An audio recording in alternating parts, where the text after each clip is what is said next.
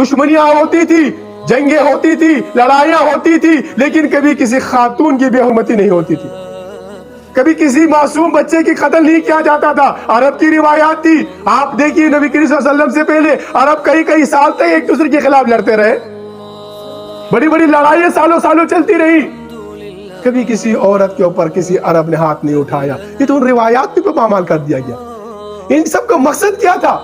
ان روایات کو پامال کس طرح کیا گیا، کیوں کیا گیا؟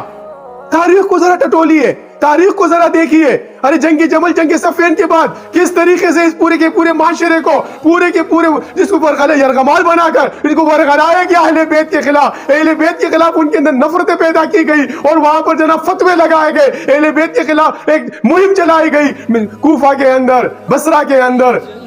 اللہ اکبر۔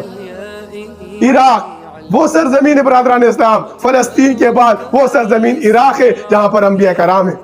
فلسطین کے بعد انبیاء کی سرزمین عراق ہے، انبیاء کی سرزمین پہ سردار الانبیاء کے نواسے کو شہید کر دیا گیا۔